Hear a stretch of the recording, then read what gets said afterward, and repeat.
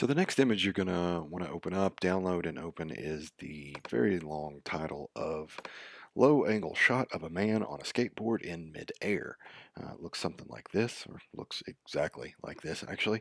So this is the one you want. The first thing we're going to do is make a copy of our background as per usual, which I didn't do last time, so I've learned my lesson.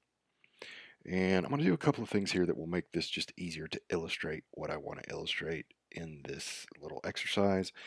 I'm going to make a layer that just has this guy on it, no background, nothing else. And normally I would suggest using a mask so that it's non-destructive. This is faster, and it's just easier for me to show you how this is going to work.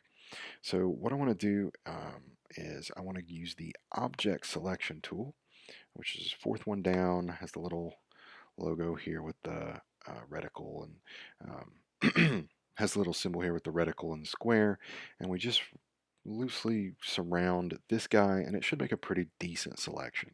So I'm going to hit Command C to copy and then Command V to paste, and you'll notice that that gives us a new layer that just has this guy on it. Obviously there's some stuff in here that would need to go. Got a lot of sky here. Some of this is a little rough. So again, if we were using a mask, we could clean that up. But for this exercise, this is fine. So I'm going to turn him off and go back to our copy here. And what I want to do now is get rid of this guy so that we just have a blank blue background. So I'm going to come in here and use the patch tool. It is 1, 2, 3, 4, 5, 6, 7, 8 down. You may have one of these other things as the icon, but if you hold your mouse button in, select the patch tool, we can come over here, and what we're going to do is just roughly sort of outline this guy.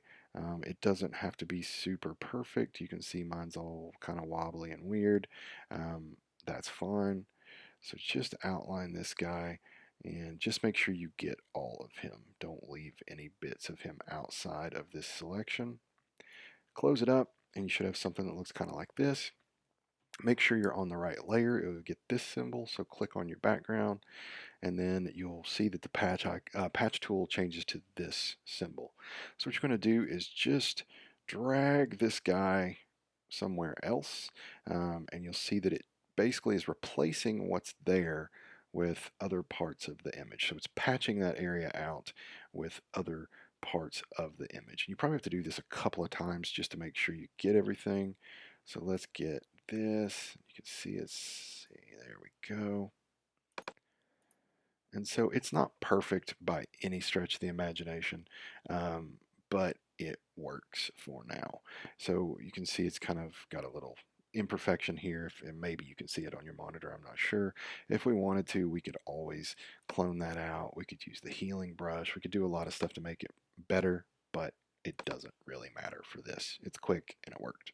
So let's turn this guy back on and go up to this layer here. So now we've got a background that's pretty much blank, and we've got this guy. So I'm going to show you a couple of edit transform tools. So if you go up to the top here where it says edit, go to transform.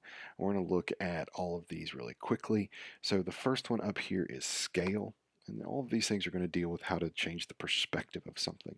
So I want to back up just a touch so we can actually look at this whole image.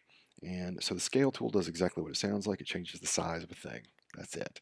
So we could change the scale of this gentleman, which basically will make it appear as though he is much closer to us in the frame. So we can change perspective like that. We could have made him smaller, which would make him feel like he's further away.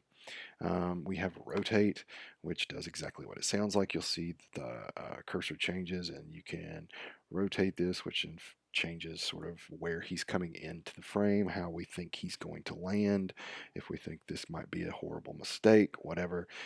All of these things we can use rotate for. Let's back up, hitting escape just to unlock that.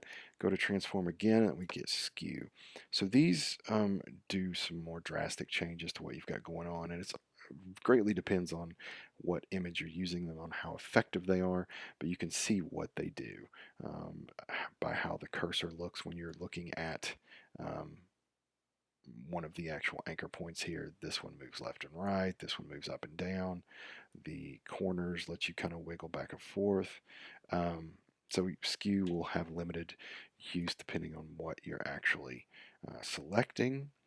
And we have distort, which is going to be along the same lines. So you might be able to make something out of this depending on what you're doing. Like, again, this doesn't make him look too freaky, but we can kind of change a little bit about his body and the way that he's coming into the frame by playing with these, and it doesn't look too out of control. So that is distort. It allows you to move all these independently. So back up, hitting escape, edit transform, and then I'm going to go to warp first and we'll come back to perspective.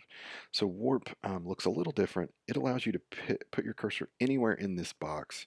It doesn't have to be on an anchor point, and you can manipulate it kind of like it's pliable. Think of it as sort of like clay or putty, something that you can kind of move around. What it will give you is these anchor points with handles. So you can grab these handles and manipulate it even further by tweaking those. So you can do some interesting things with this, and a lot of times a very subtle tweak of this tool will give you an effect that you're looking for. Again, it gets a little funky with human bodies, but you can make some changes that actually don't look bad. So if I were to hit enter, lock that change in, you can see what the difference is. So they both look relatively natural, but there's a significant change with the warp tool. So I'm going to back up to our original here and then go to edit transform, and we'll look at the perspective warp.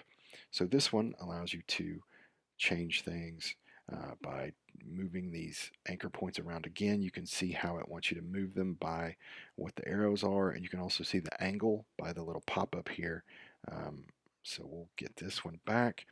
Where this one really starts to work is by grabbing the anchor points on the corners, and that allows you to change the perspective. So again, this is an organic dimensional shape, so it's going to look kind of funky if we tweak this too much, but imagine this was a flat plane, and you can kind of see how it changes this perspective. So again, very subtle changes on these go a long way. But those are all of the perspective tool or warp tools. I'm sorry. Good Lord.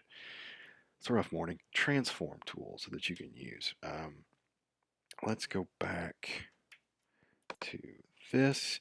So again, all of these, you also have your basic stuff here. So you can rotate 90 degrees clockwise or counterclockwise. You can also just do a 180. Skating pun not intended. You can also flip things horizontally and vertically if you want them to operate in the scenario differently, which does again change all of this. You get a nice visual with this building and his angle as well. So there's a lot of little quick things that you can get to from that transform panel. You also have free transform, which is exactly what it sounds like. It allows you to basically move all of these anchors. It's going to keep the aspect ratio unless you hold shift, which will allow you to stretch and squash and do all kinds of things you normally don't want to do. So there's that one as well. So that's a quick little look at all of those things. So we are going to move on to another image now.